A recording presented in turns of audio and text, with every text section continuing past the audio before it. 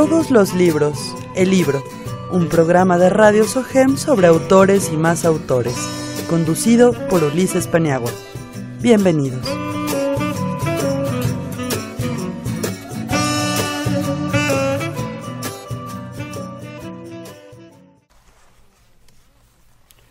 Hola, ¿qué tal, querido Radio Escucha? Mi nombre es Ulises Paniagua y envío allí, hasta donde quiera que te encuentres, un abrazo de letras. Esta es una puerta sensorial hacia la literatura, un resquicio para que te permitas descansar entre libros, darte una tregua lejos de lo cotidiano. Este es un espacio para hablar de letras en medio de la confusión del mundo. Y hoy nos acompaña un invitado muy especial. Tenemos aquí en cabina al escritor mexicano Gerardo Amancio. Hola, gracias. Gracias por la invitación. No, pues un placer, estimado Gerardo, gracias por aceptar. Y bueno, todos los libros, el libro es tu casa para cuando quieras venir. Muchas gracias, te lo agradezco mucho. Y bueno, Gerardo nos trajo, bueno, antes de entrar al tema, me gustaría que Gerardo Amancio nos hablara como escritor de quién es Gerardo Amancio. Anduve pensando mucho desde que me invitaste. Sí. Y a estas alturas de mi vida, después de todo lo que ha pasado, llegué a una conclusión inevitable. Soy un impostor. Y creo que me ha salido bien en ciertos aspectos, pero fundamentalmente soy un impostor. Muy bien. Es bueno lo que decía Fernando Pessoa, ¿no? Que acerca del poeta, que era un fingidor, decía, ¿no? Que fingen sí. tan completamente que llega a sentir que es dolor, el dolor. Pessoa es persona. Sí, Fernando Persona. Y persona es máscara. También. Sí, entonces, es que Pessoa era un poeta inteligente. Era varios. Sí, era varios poetas. Dicen que hay más de 100 heterónimos de los más conocidos. Que todavía no se descubren todos. Sí, los más conocidos. Había uno de una mujer incluso, uno que escribía en inglés, porque además Pessoa vivió en Sudáfrica y hablaba muy bien en inglés, ¿no? Sí.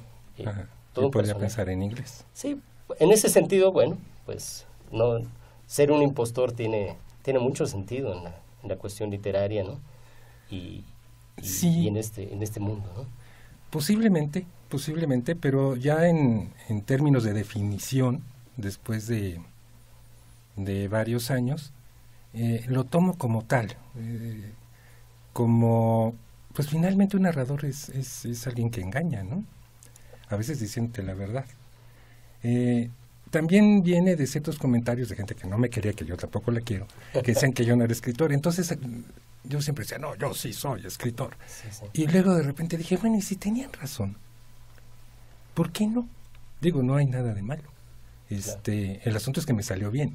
Claro. No, de hecho, bueno, no voy a decir nombres, pero hay muchos, incluso escritores conocidos que en realidad son como proyectos editoriales, ¿no? Que les hacen muy buena publicidad, que se les fabrica toda una carrera, una imagen, y la calidad de pronto pues dista de ser lo que uno esperaría. Y además vivimos en el presente. Finalmente uno nunca sabe, decía Borges también, que nadie sabe lo que le ha sido dado a escribir. Entonces de repente hay quien pretende demasiado y no lo alcanza, y a quien no lo pretende y lo logra. Esto no se sabe hasta después de muerto, pero como no te vas a llevar nada, pues nunca vas a saber, ¿no? Ya. Y bueno, todo este tema de la invención, de las ficciones, nos viene muy bien porque, por lo que veo, hoy el autor del que nos vas a hablar, o uno de los autores, es Paul Auster. Paul Auster, pero también Taje Ibargüengoitia, que no me separo de él. Bueno, y ambos, ¿qué nos pueden decir acerca de invenciones? De infecciones. De infecciones no sé, también puede ser, ¿no? Claro. De invenciones, de ficciones, ¿no? Ambos autores en este sentido de la mentira en la literatura y les gustaba jugar estos juegos. De hecho, todo mundo juega con dos cosas, con la verdad y con lo que no es verdad. Finalmente, la escritura no es un asunto de fiscalías. Sí, si dijo la verdad o no dijo la verdad. Puedes meterte en ese embrollo si trabajas con la sangre fría, por ejemplo, que el buen Truman Capote no la publicó hasta que ejecutaron a este par de muchachos, ¿no? Hay toda una historia sórdida además sobre la escritura de la novela. pero es novela de no ficción, ¿no? Entonces ahí sí le puedes reclamar si no se apega a la verdad, a los hechos, etcétera. Hay varios escándalos en términos también de novela de no ficción. Claro. Es más cómoda la fantasía, porque a veces creo que es hasta más agradable que la vida misma, ¿no? Sí, viene a mi mente esta cita de Borges, siempre volvemos a Borges. Yo digo que todos los caminos conducen a Borges. No hay de otro. Donde dice que en verdad la realidad no existe y en realidad la verdad tampoco. No, depende de dónde lo veas, ¿no? Depende, puedes estar enfrentado al mismo hecho. Hoy estamos frente a una mesa con micrófonos, con unas lámparas muy bonitas, pero tú me estás viendo de una manera y yo te estoy viendo de otra, a como te trato regularmente. En ese sentido es viceversa. Podemos opinar cosas distintas, incluso de quien me digas, aunque admiremos a Ibargüengoitia, cada uno tiene su propia lectura. Sí, claro, cada quien tiene su propio Ibargüengoitia. Sí. Ajá. Sí, y además con todas estas teorías del determinismo y el solipsismo, ¿no? De que la vida es sueño y estamos soñando, pues es un tema interminable, eterno. Pero la física ya está llegando a la conclusión con la teoría de las cuerdas de que tenemos al menos 9 dimensiones. Quizás estamos vivos en algunas 2 más y estamos haciendo otra cosa. Sí. También hay quien ha dicho en términos físicos que a lo mejor estamos en el borde de un hoyo negro, ¿sí? En algo que ya se está disolviendo, y lo que estamos viviendo pues ya solamente es una ilusión.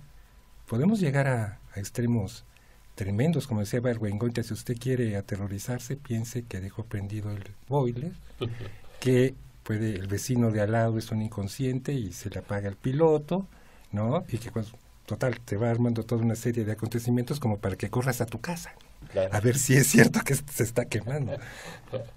Que nosotros lo que desearíamos es que hubiera otro Ibargüengoitia y el que falleció en aquel accidente de avión no fuera el mismo que yo sí lloré el día que me enteré del avionazo. ¿En qué año fallece? Yo estaba bien jovencito, yo creo que fue en el 83 finales, porque yo había empezado a trabajar. Sí lloré por él, por todos los que se murieron, también por Fanny Cano, que acompañó mi niñez, que fue la primera Rubí. Sí. Por mi madre me sabía todas las telenovelas de aquellos años, porque no me dejaba ver Astro Boy. O sea, yo llegaba en desventaja a la primaria. Todo el mundo hablaba del último capítulo de Batman, del Batman de los 60, ¿eh? Sí, claro. El Batman psicodélico. De Adam West. Adam West. Y pues yo no podía hablar de ellos, ¿no? Porque pues mi mamá veía telenovelas y pues no me quedaba de otra, ¿no? Pero a un amiguito siempre le decía, cuéntame qué pasó. Y me lo contaba. Entonces, por ejemplo, desde entonces me gusta que me cuenten las películas, todo, hasta el final. Y la voy a ver. Además voy a ir a verla. El encanto de la conversación y de contar historias. Exactamente. Como decía Nabokov, el narrador es un encantador. Sí. Y si no tienes gracia o si no tienes ese toque, pues... Claro. Y hablando de gracia, Ibargüengoitia era un escritor con una chispa genial, irónico, agudo. Sí. Y bueno, ¿qué nos puedes contar? Veo que traes el libro de La Ley de Herodes. La Ley de Herodes, sí. Ya hay varias reediciones.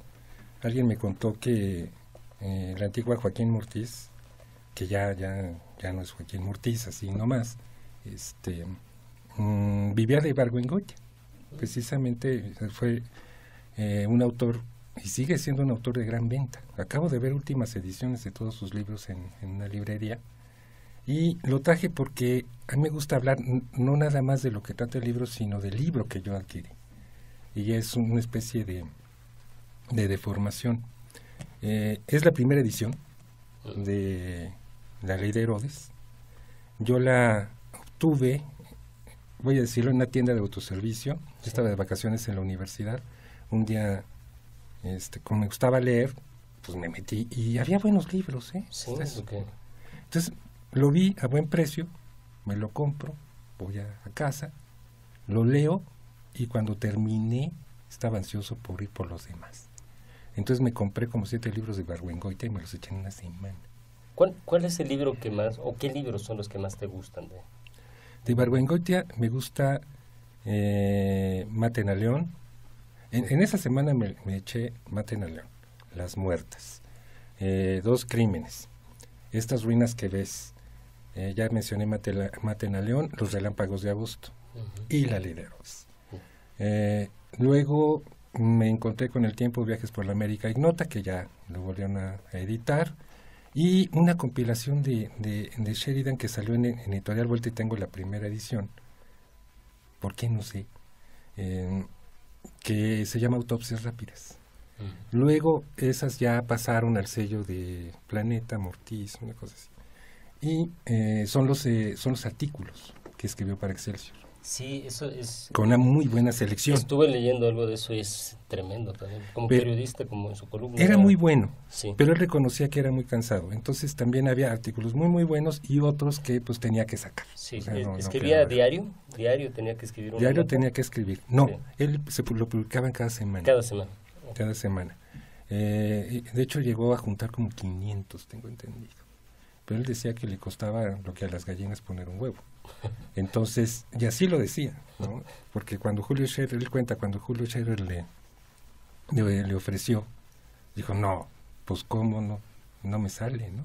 Lo convenció, entonces dijo, es como si me va a costar lo que una gallina poner un huevo, ¿no? ¿Con qué? ¿No? Juntó 500. Muy bien, y además sus novelas tuvieron la fortuna de ir al cine y eso le permitió... Sí, fue muy adaptado en los 70s, 80s, más o menos. Creo que nunca con justicia, en mi opinión. O sea, se hicieron buenos intentos, pero creo que nunca con justicia. Yo creo que es muy difícil tener una muy buena adaptación de cualquier obra narrativa, porque necesitas prácticamente hacer otro tipo de obra. Claro. ¿No? A Ripstein lo llevó al cine con 2 crímenes.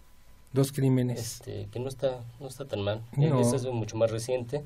Estas ruinas que ves, que también que no es mala la no es mala, pero la novela es excepcional, ¿no? Sí, es muy diferente. El reportaje de Las Muertas, a mí lo que me pasa, por ejemplo, esa semana, que la recuerdo muy bien, empiezo a leer Las Muertas, dije, a ver, ya me voy a empezar a reír, y mangos. Llegué a la página 5, a la 10, y dije, no, esto no es de risa. Sí. Y ya voy entendiendo que eran las famosas poquianchis, con las que me asustaban de niño cuando yo vivía en Torreón. Que también se hace una película de las poquianchis, también, creo que es de Felipe Casals, la película. Sí, puede ser. Si no mal recuerdo. Ajá. Sí. Pero es difícil, de hecho, muchos escritores se pelean con sus adaptaciones cinematográficas, ¿no? Sí. Es que creo que no, es difícil captar la inteligencia, la ironía, también gracia, depende de qué momento malicia. escojas, de la propia narración, si le sacas jugo a eso o no. Ni Stephen King, sí. que creo que es el más adaptado, creo que tampoco. Sí. Hay una así que tú digas, ¿no? Le hace justicia. Claro, es cierto. Y en La ley de Herodes, ¿de qué trata La ley de Herodes? Pues es una colección de cuentos, de una factura muy, muy, muy interesante cada uno de ellos, muy ligeros aparentemente, pero que retratan lo absurdo, lo cómico de lo cotidiano, ¿no? Desde ir a sacar una visa para ingresar a Estados Unidos por una supuesta beca y tener que pasar por el proctólogo, ¿verdad? Por ejemplo, no les voy a vender las historias. Sí, claro. No, la mujer que es una extraña sensualidad, con una mujer que efectivamente está casada, tiene un hijo, y sería políticamente incorrecto de repente empezar a describir a la mujer que no, porque Ibargüengoitia se prodiga bastante en describirla, y además en sus intentos entre fallidos y sus avances, como se decía antes, con la mujer, ¿no? Con un marido que tiene pistola, Claro. de veras, o sea, una pistola 45 me parece, ¿no? Sí. Otro que un muy buen amigo me recomendó después de salir de varias deudas, y que leí con mucho gusto, que se llama Mis Embargos, de la manera en que efectivamente se endrogó, y tuvo un trato con diversos agiotistas, ¿no? Que lo único que hacían es lo que ahora hacen las tarjetas de crédito. Te prestan te dan más cuerda para que sigas ahorcando, ¿no? Claro. Pero se necesitaba ser él para abordar esos temas. No, claro, y tiene uno, falta de espíritu scout, que su triste experiencia cuando estaba, como Boy Scout, y un viaje a Europa, que es maravilloso, cómo narra toda la serie de peripecias de una bola de adolescentes que viajan por mar, ¿no? No me acuerdo cómo se llamaba. ¿Tú lo conociste? ¿Tuviste oportunidad de No coincidí. Nunca coincidimos. A mí me pasa que con los escritores soy súper tímido. Entonces, si los veo en la calle, me doy la vuelta y corro al otro lado. Bueno, a veces haces bien, muchas veces, ¿no? No, y luego, para colmo, me toca trabajar en la dirección de literatura a finales de los 80s y ahí los tenía que tratar a todos. Y luego descubrí que eran buenas personas, ¿no? En el fondo. Y por arriba también. Sí. No, hay buenas personas. Sí, claro. Sí. ¿No? Sí, y bueno, nos gustaría que nos leyeras algún fragmento de esta colección de cuentos, La Ley de Herodes, de Ibargüengoitia. Un poquito, porque sí, finalmente, uno como lector se le van. Piensa que no...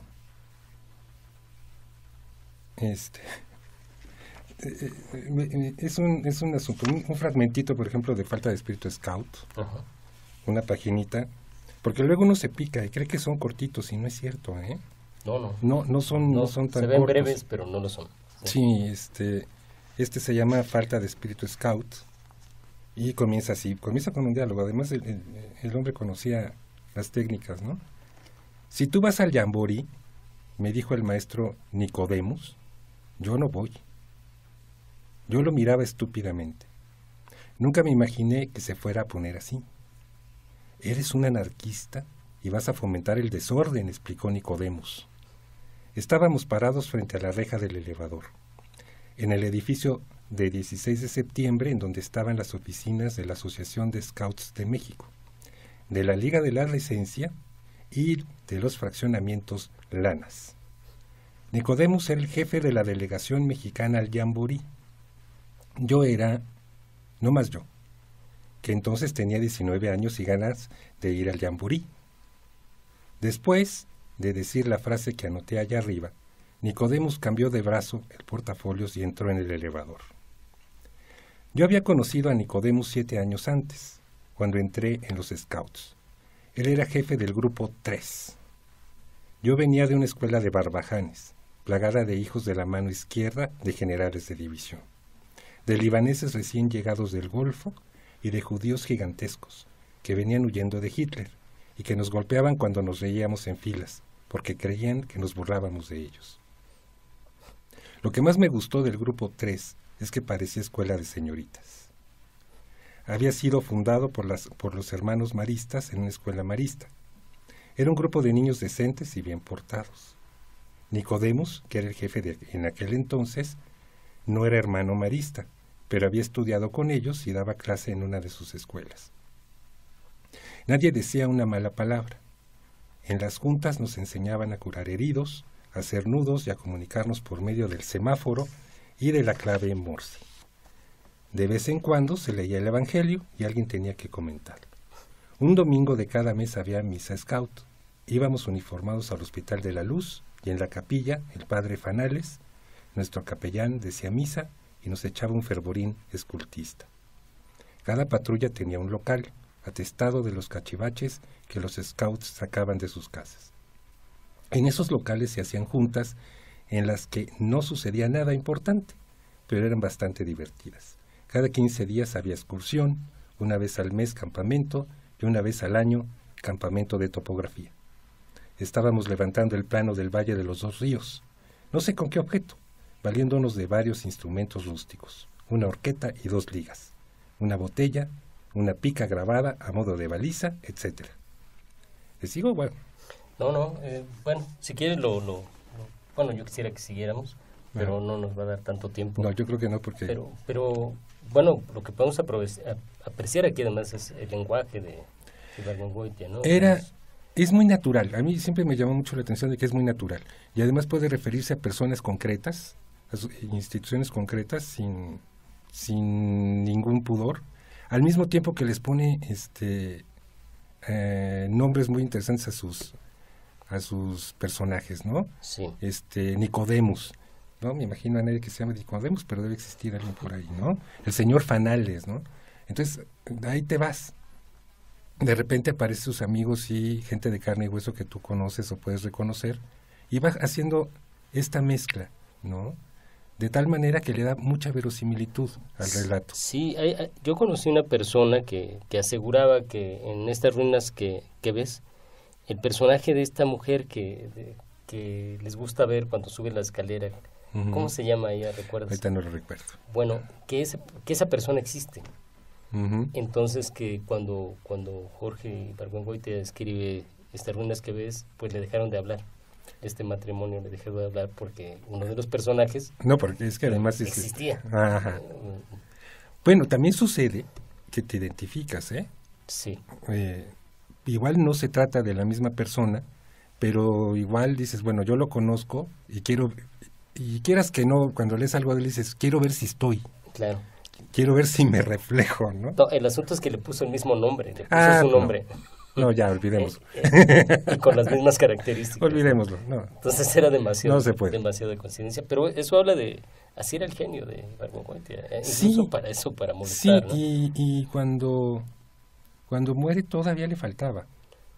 Me acuerdo que acaba yo de leer Los Pasos de López, que me pareció muy buena novela y parece ser que además ya se estaba vendiendo bien o ya se iba a promover en Europa. Creo que esa es la causa del viaje, de hecho, ¿no? De aquel viaje. Pero, pues bueno, no hay un hubiera, ¿no? Sí, una gran pérdida de la literatura mexicana. Hacía falta por lo menos como para quitarle gravedad a todas las cosas que estamos viviendo. Claro. Porque sin ser, ¿cómo se dice? Su crítica era muy, muy, muy profunda, aunque pareciera muy leve, muy superficial. No lo era, para nada. Y es una difícil facilidad la escritura de Ibargüengoitia. Claro. No creo que cualquiera pueda tenerla. No, la verdad es que era único. Y alguien comentaba, un amigo extranjero, que en México la literatura es muy solemne. Dice, es que los escritores mexicanos son muy solemnes. Y hay pocos autores, me viene a la mente René Avilés Favila, que hablaba mucho de Chesterton, del que hablaba mucho Borges, y volvemos a Borges. Y volvemos a Chesterton. Y en México hay pocos ejemplos, entre ellos René Avilés Favila, y con mayor intensidad Jorge Ibargüengoitia, ¿no? Lo que pasa es que también hay corrección. Hay mucha corrección en la escritura. Él decía que no podía escribir sin su diccionario al lado, ¿eh? Sí. No, y él no lo hacía. Decía que necesitaba tener una ventana para mirar lo que hubiera afuera. Su máquina y su diccionario de la Real Academia. O sea, había corrección. ¿Habrá otro escritor con esta talla para manejar el sentido del humor, incluso sobre todo el sentido del humor negro, ¿no? Me vienen a la mente los poemínimos de Efraín Huerta. Claro. Pero ¿quién más? ¿Te viene a la mente alguien más que explore estos senderos del humor? En este momento, no. Es que me parece único. No. Una cosa es contar chistes. Sí, claro. Y otra es ser gracioso. Y otra manejar el humor. Sí, y es muy complicado. Eso, con todo respeto, sería una dura lección para mucha gente que anda por ahí escribiendo. Incluso escriben ficciones, microficciones, y a veces se confunde el asunto del humor con el chiste. Exacto. Y no tienen, tienen relación, obviamente, son, digamos, primos lejanos, pero escribir un buen microcuento, escribir una historia de humor, contiene otros elementos donde aplica esta inteligencia, esta brillantez y una visión crítica social ¿no? Claro. Que lo hace profundo. Hace una descripción muy interesante también de aquellos años, del centro, de comercios que ya no existen. Tengo muy grabada la Casa Rionda, que ahí se compraba sus blazers, ¿no? Sí. Algunos paseos, cines que ya no existen, Claro. ¿no? Y esta crítica al poder, incluso en Maten a León, ¿no? Maten a León, que hay una anécdota muy interesante que creo que su esposa, que ya acaba de fallecer, dice que estaba allá por Guanajuato, no me acuerdo en qué paraje, y dice, estaba echándome una cuba a mediodía, ¿no? Tranquilo, domingo, y veo una avioneta roja, creo. La veo allá en el suelo, en el cielo, ¿no? Con uno que otro su pilote por ahí. Y ahí se le ocurrió, ¿no? Maten a León. El héroe que regresa a un país bananero, ¿no? Pero que además es hijo de la oligarquía y llega en su avión, ¿no? Entonces ahí empezó. Y empieza a maquinar Maten a León. Que la versión tampoco es mala en cine, por cierto, No. protagonizada por Jorge Rivera, ¿no? David Reynoso, ¿no? Sí, David Reynoso. Y creo que sí sale Jorge Rivera por ahí, ¿no? Creo que en uno sí, de los ya papeles, no me acuerdo. Pero bueno, los invitamos a verla. Tengo entendido que La Ley de Herodes, la película de alguna manera se basa en algún texto de... No. ¿O es absolutamente Es una completamente coincidencia, independiente. no tiene nada que ver? No, La Ley de Herodes, en la película, que además todo el mundo le hizo publicidad gratuita gracias a la censura. Sí. No, La Ley de Herodes es la expresión, no te chingas o te jodes. Sí. Entonces, eso es el mismo sentido del cuento de Ibargüengoitia, Claro. pero no tiene que ver. Nada que ver. Es Es una expresión vieja, entonces. muy vieja. Sí. De un partido casi único, de una cultura que pues a mí me tocó vivir desde niño, con toda una mitología de la Revolución Mexicana, que es muy fuerte todavía. A mí me parece una estructura difícil de destruir, romper, cambiar, y formaba parte de eso, ¿no? La administración pública estaba el año de Hidalgo, ¿sí sabes qué quiere decir? Sí, bueno, pero lo podemos decir para que no sepa. Chingue su madre el que deje algo. Entonces así vamos, ¿no? Sí. Es una cultura. Sí, pero es muy interesante porque Ibargüengoitia precisamente era su campo de trabajo, entre otras cosas, ¿no? También había cosas serias, pero esta crítica al sistema, Lo hacía a través de pequeños detalles. Sí. Lo hacía a través de la incompetencia, lo hacía a través de el absurdo cotidiano de vivir en una ciudad como esta o en Guanajuato, con cierto tipo de ideas acerca de la moral, las costumbres, etcétera. Sí. Lo hacía a través de esa observación de microcosmos, ¿no?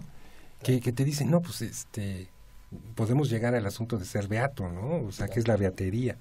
Por ejemplo, ¿no? Claro. Esta descripción, además se inventa su propio universo, su propio estado, el plan de abajo, claro, sí, Cuébano, ¿no? Cuébano, ¿no? Hablando de estos lugares como Macondo, de García Márquez, sí, o de Onetti, Santa María, ¿no? Ajá. Y tiene sus propios... Crea Cuébano. Cuébano es Cuébano. ¿Qué es Cuébano? Que sí. No. Pareciera Guanajuato. Pareciera, pero sí es. Pero se llama Cueva. Pero se llama Cuébano. Sí. Y en Guanajuato, ¿cómo era la gente? También, ¿no? Si quien nos está escuchando no ha tenido oportunidad de leerlo, es muy buena oportunidad de pasar un buen rato, además hacerse muchas preguntas, porque además deja preguntas, y la verdad, ilustrarse también, claro, ¿no? Acerca de esta velocidad de pensamiento del hombre. Pues bien, ha llegado el momento de una pequeña pausa, si me lo permites, estimado Gerardo, para dar paso al delicioso lenguaje de la música. Y hablando de esta situación del sentido del humor, hoy toca el turno a la canción en primera fila del disco de Alex Mariñe, Un solitario más, que como anécdota queda que fue a tocar junto con... Bueno, yo iba ese día también con él. Fuimos a tocar en un lugar que se llama el Sapo Cancionero, y no había absolutamente nadie escuchándonos. Después llegó gente para otro evento, pero dijimos, bueno, vamos a tocar porque sí, ¿no? Y entonces se le ocurrió después escribir esta canción donde se describe qué pasa con un cantautor cuando llega a un lugar vacío, ¿no? Y hay que tocar, de todas maneras, ¿no? Entonces esto es En primera fila de Alex Mariña y pues vamos a escucharlo.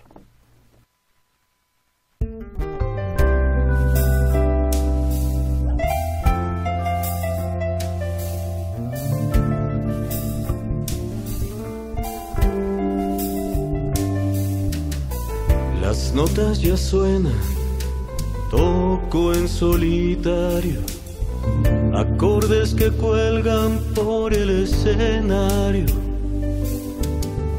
La luz va viajando con rumbo ordinario.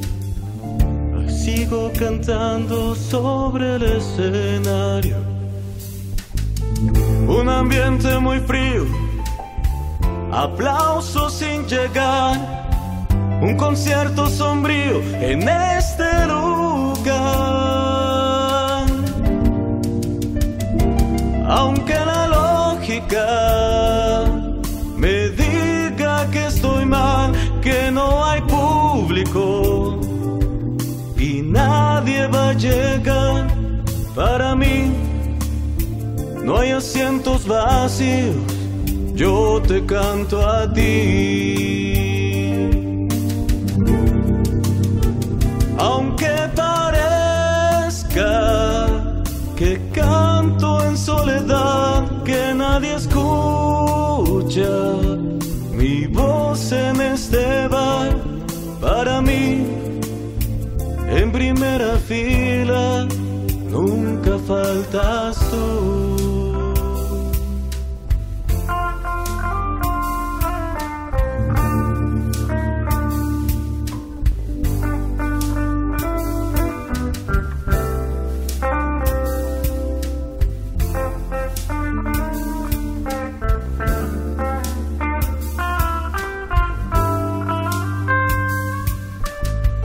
Un ambiente muy frío, aplausos sin llegar, un concierto sombrío en este lugar.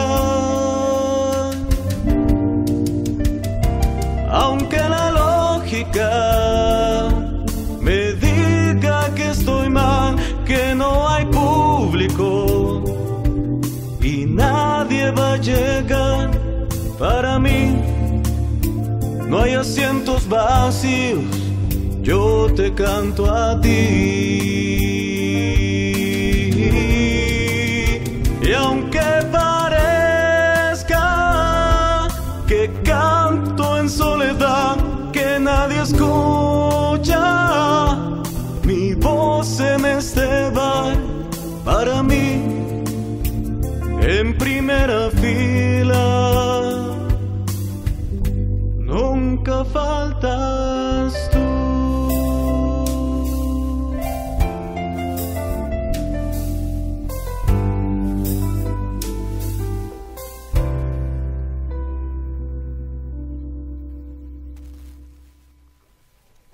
Estamos de vuelta en tu programa Todos los libros, el libro, con una entrevista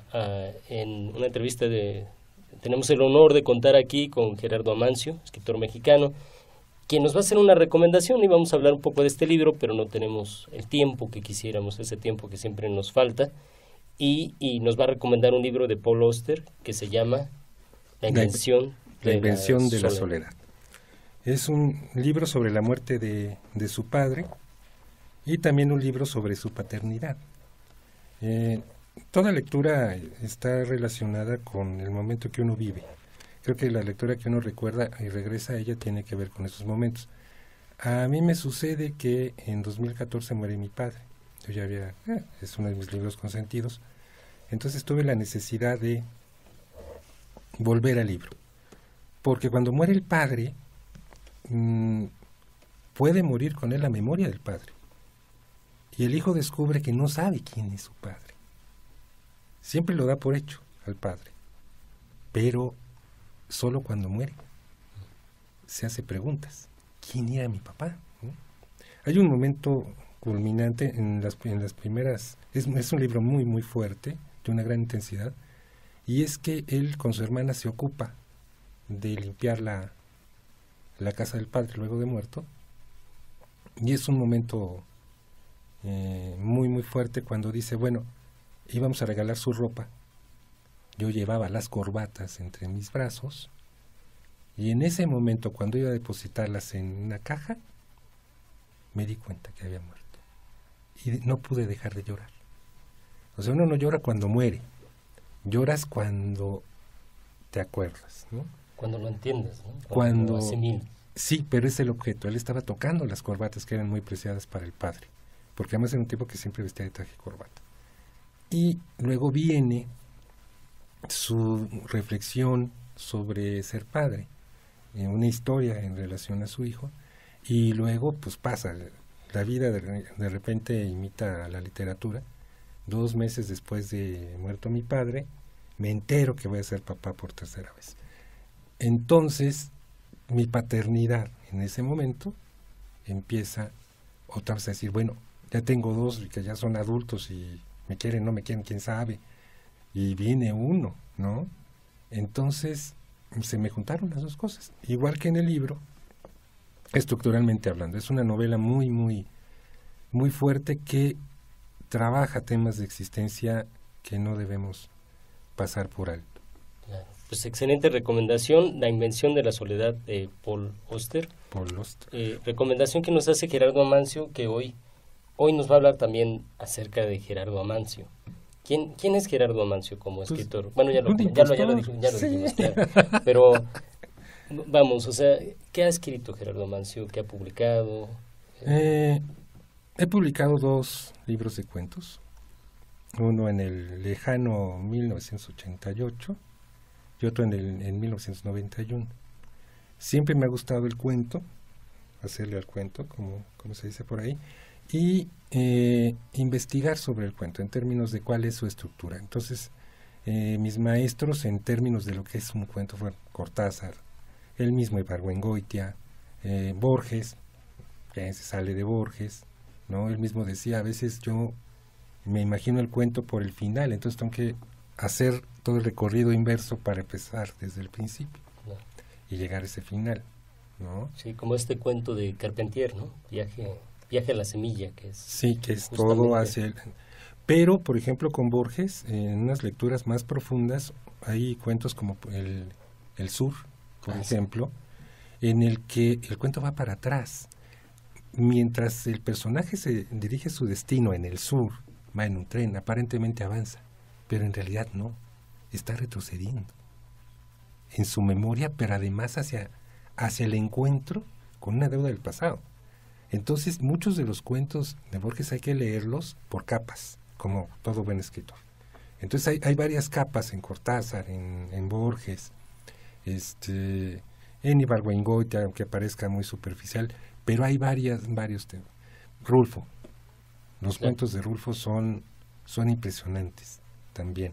Arreola, claro. No hay para dónde hacerse. Sí, además un manejo de lenguaje bellísimo de todos ellos, o sea, escritores con...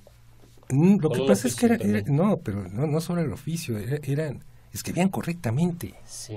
Y ser correcto no implica que seas inflexible, implica que conoces el lenguaje. Claro, además ellos traían, por ejemplo, Borges trae esta inserción del idioma inglés al español, Cortázar trae el francés, pero lo hacen sin pretensiones, de una manera muy natural, y además yo he llegado a la conclusión, no me dejarás mentir, de que su propia personalidad se trasluce en los textos totalmente.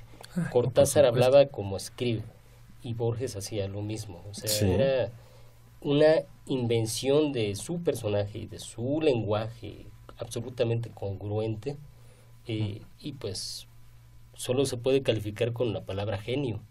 Sí, efectivamente, pero hay muchos ejemplos de cuentistas a los que tuve acceso, Guy de Maupassant, Chesterton es maravilloso con el cuento, Wilde también, y lo que todos tienen en común es que te cuentan una buena historia. O sea, Un buen cuento, más allá de la técnica, es contar una buena historia. Nunca vas a saber qué tan buena es, quizás, pero es un reto. No es parece que está en desuso el cuento. Entonces, en lugar de ser cuentos, ya nos vamos a la microficción, Sí. Viene. O a la crónica, ¿no? A la anécdota, ¿no? O a la anécdota. Pero el cuento tiene Raymond Carver, por ejemplo, soy otro de sus fans, que aparentemente no está sucediendo nada, pero sucede todo. Oh, sí. ¿No? ¿De qué hablamos cuando hablamos de amor? El pastel de cumpleaños. Ese es buenísimo, el pastel de cumpleaños es... No, y te rompe todo. O sea, Sí. yo acabo llorando cada vez que lo leo, ¿eh? Sí, Catedral. Vecinos, ¿no? Les recomendamos el pastel de cumpleaños porque Sí. ¿cómo podríamos decir de qué se trata sin hacer spoiler de la historia? Pues primero se trata de una tragedia, Sí. que como toda tragedia sucede cuando menos te lo esperas, por eso es una tragedia. Y tiene que haber un pastel de cumpleaños. Sí, es muy... Es un malentendido, sí, y un malentendido. Un malentendido. Un malentendido. Y hay humor incluso, un humor Sí, voluntario. y mucha compasión. Y compasión, sí. Es Compasión. muy complejo, es un cuento Es muy un- complejo. sí, en realidad. sí. Sí, se lo recomendamos, si no han leído a Raymond Carver. ¿Y traes alguno de tus cuentos que pudieras compartir? Sí, pero me da pena. Bueno, sí tengo uno. Si hay tiempo, lo leo. Ah, claro que sí, por favor. Si hay paciencia, Sí. lo leo. No, sí, adelante. por favor. Se llama Historia de un diablo pobre. Y se lo dediqué a un muy buen amigo. Es un cuento que escribí hace varios años. Pero que también un gran aprendizaje de la escritura es que el texto nunca queda. De hecho, Sí. nunca puede quedar. No existe el cuento perfecto. No, decía la novela Borges, uno perfecta. publica para dejar de corregir. Así es. Entonces, yo corrijo reescribiéndolos. Ahora con la computadora sí me ha sido muy difícil porque yo aprendí a escribir a máquina. Entonces, había que presentar originales. Lo que tú escribías a la primera con tachones era un borrador. Lo que escribías a la segunda vuelta, si tenía algún tachón, seguía siendo un borrador. Tenía que quedar perfecto, ¿no? Entonces yo llegué a tener hasta 6 tratamientos por cada cuento. Y todavía me faltaba, ¿no? Bueno, este es un cuento que se llama Historia de un diablo pobre. No es muy largo, ¿no? Por lo que veo. Me refiero a No, que son como 60 páginas. Bueno, A hemos ver, leído sí. aquí de 800 páginas, no pasa No. nada.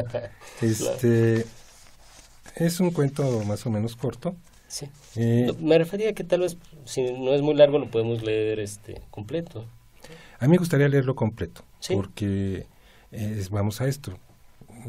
Es lo que busco, un inicio que trate de jalar los ojos del lector, un desarrollo más o menos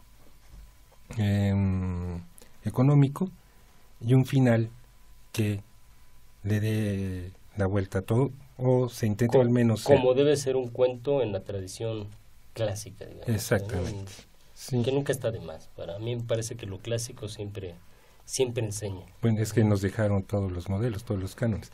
Ahora, está dedicado a Villado León Saleta, un muy buen amigo mío, que además compartió parte de lo que pasó esa noche. Ok, vamos entonces va a escuchar en la voz de Gerardo Mancio su cuento Historia de un diablo pobre. Sí. A ver, de no haber estado tan borracho aquella noche, habría confundido aquel lugar con el infierno. Ese lugar se encontraba en las profundidades de una mina abandonada, y llegamos a él trepados en un carro metálico que se desplazaba ruidosamente por unos rieles oxidados. Pude divisar unas sombras negras que colgaban de las vigas del túnel, con hojas de plátano grandes y negras que parecían respirar. ¿Murciélagos? Ya habían sucedido todas las cosas que suelen pasar durante la vigilia. El territorio del alcohol comenzaba a poblarse de calles mojadas, niños que venden llaveros, enganchadores, mujeres, taxistas habladores, bebidas sospechosas, humo de tabaco, marihuana, luces intermitentes y confesiones, porque el alcoholizado quiere decirlo todo lo que le pueda antes de olvidarlo, todo lo que pueda antes de olvidarlo. Alguien nos llevó a una mesa alejada de la pista de baile, tan lejos de ella que no se alcanzaban a distinguir los cuerpos. Juntos formaban una sombra interminable, densa, de respiración parecida a la del reptil, si es que alguien ha podido escucharla, y hambrienta de sumar ese cuerpo más cuerpos. A nuestro alrededor aguardaban los expulsados de la sombra o los candidatos a incorporarse a ella, fuera por cansancio, soledad o falta de espacio. En nuestro caso éramos de aquellos que no saben bailar, pero sí beber hasta perderse para levantarse al otro día crudos con gran dolor, pero aún funcionales. Gritábamos en vez de hablar, nos ahogábamos entre manoteos de borrachos, cuando se nos apareció el diablo, uno vestido con minúsculas, pero con confianza de gerente o dueño de aquel lugar.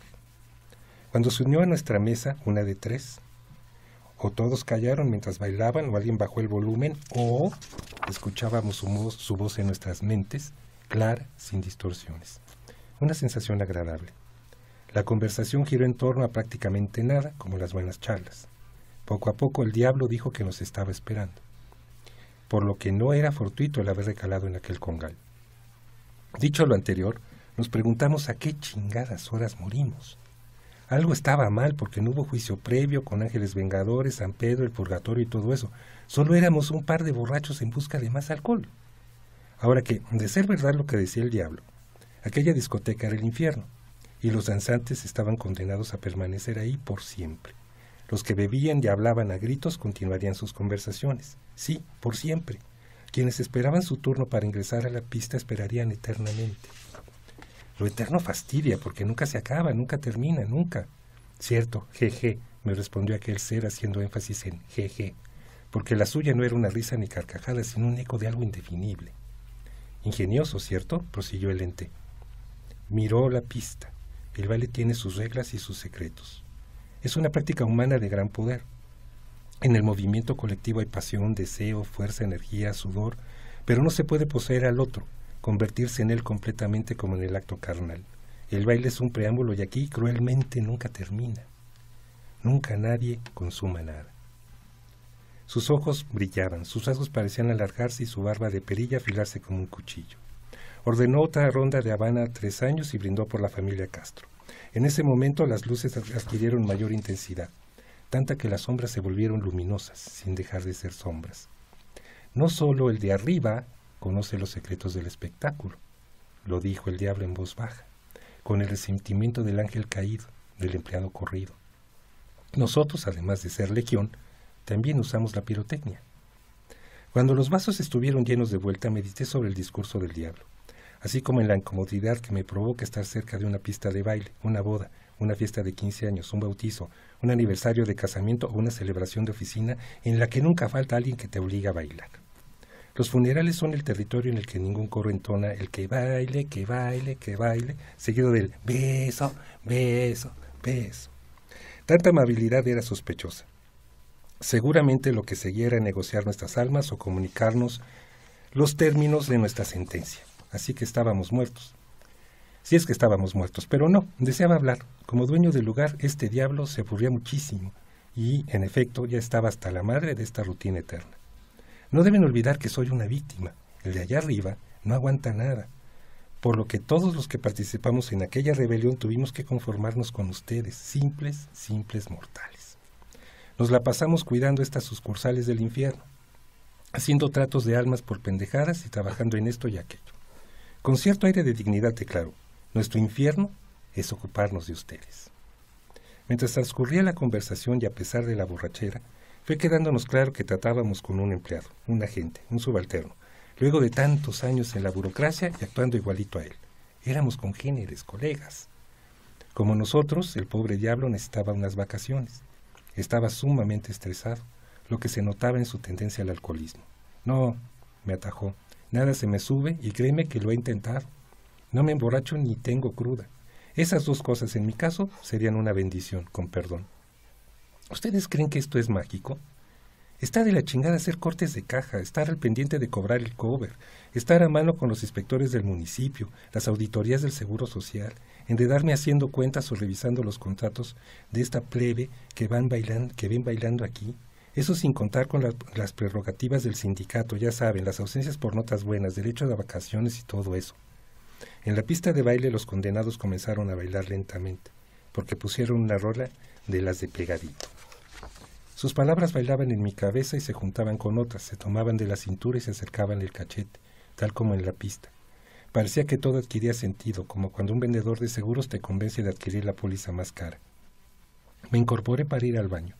Respiré el aire viciado del túnel, al tiempo en que percibí todos y cada uno de los aromas del lugar, desde la colonia dulce y cursi de un adolescente en celo, hasta el sudor de una rubia más o menos buenona y estudiante de una escuela de monjas. Igualmente el orín cargado de un empresario guanajuatense de embutidos y carnes frías. Todos ellos habían muerto esa noche, algunos no. Llevaban buen tiempo ahí, mucho tiempo. Supe la historia de cada uno, todos los pormenores de su breve estancia en esta tierra. Todo estaba en el olor. Sin embargo, lo peor estaba por venir. Luego de mancharme el pantalón con el clásico chorrito traicionero, mirarme al espejo y notar un rostro familiar pero desconocido, como el de alguien que vemos pasar por la calle, nos deja esa inquietud. ¿Dónde lo he visto? Regresé a mi mesa. Vi a mi amigo Villado cargando al pobre diablo, quien fingía estar borracho perdido. Cuando pasó frente a mí, me guiñó un ojo y siguió con su rutina hasta la salida del antro. Gracias a mí, las vacaciones de ese diablo habían comenzado. Por mi parte, espero mi relevo. Alguien a quien embaucar para convertirlo en el administrador de este cubil. Franquicia de la casa matriz mejor conocida como el infierno. Sí, ahora soy un diablo pobre, muy, pero muy resentido, y por si fuera poco, muy hijo de la chingada.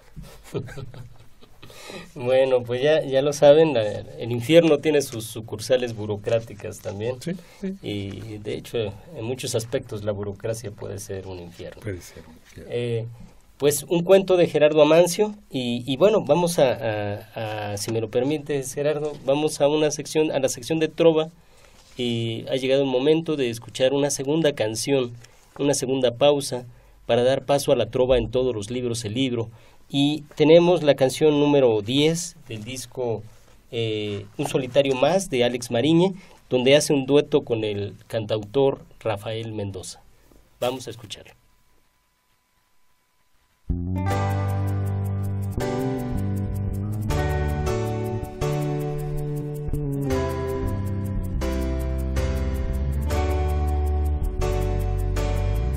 Una noche más, no puedo descansar. Tu recuerdo se ha escondido, en mi almohada quiere estar. Una ilusión, no puedo controlar. Me pide que te piense de noche sin falla. Has entrado en mi mente. Te has ganado un lugar.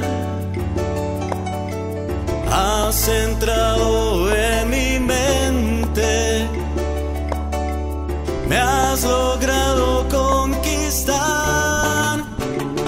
Mi voluntad hoy se dirige a ti. Mi locura hoy sonríe por ti. Que no sabe llegar a ti, es el que me tiene sin dormir.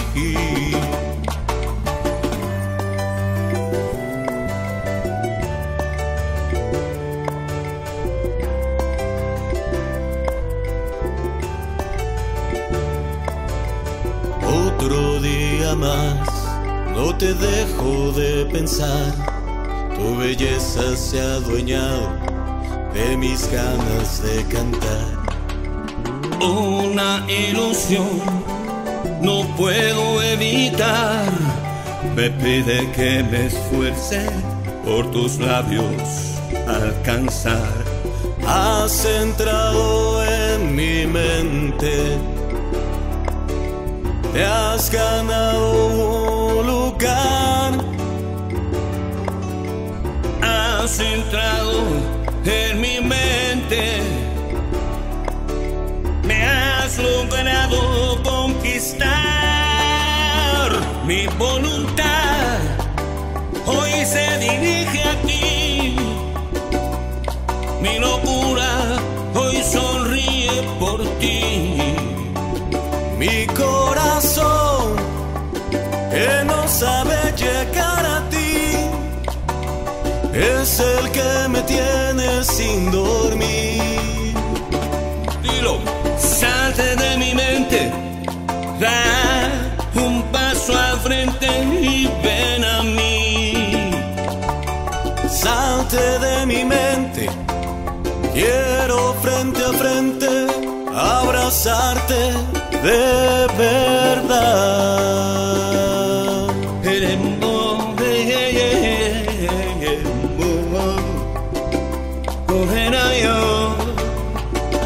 Mi voluntad hoy se dirige a ti, mi locura hoy sonríe por ti.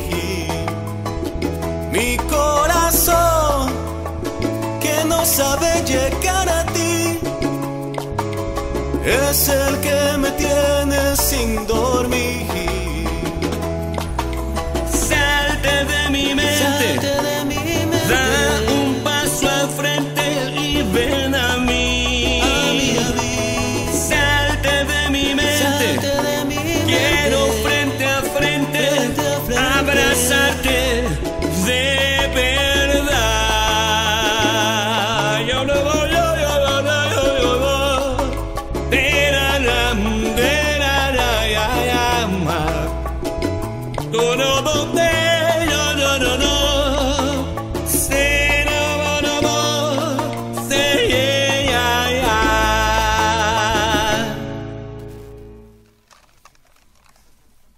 Bien, estamos de vuelta en este programa Todos los libros, el libro. Y bueno, hoy tuvimos contamos con la presencia de Gerardo Amancio, escritor mexicano. Y para despedirnos, Gerardo, tenemos unas preguntas sorpresa. ¿Qué prefiere Gerardo Amancio, la narrativa o la poesía? No, la narrativa. Soy malísimo. Hasta como lector, pues soy muy malo. No, es la narrativa. Definitivamente. Definitivamente. ¿La literatura clásica o la contemporánea? La clásica. Sí, la contemporánea es muy difícil de nadar en ella. Con esta idea de que hay que romper la tradición, todo. Uno acaba por no conocer la tradición. Yo prefiero conocer la tradición. Claro. ¿Allan Poe o Raymond Carver? Los dos, man. Sí. Cada uno es su... Pero el papá de todos es Poe. Sí. No le podemos decir... No hay manera de... No hay manera. De negarlo. No hay para dónde hacerse.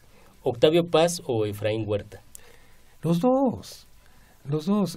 Cada uno tiene un lugar muy importante y tiene alcances impresionantes. De Paz, quizás de Paz lo que habría que quejarse no es del personaje nada más, sino también de los otros personajes que crearon.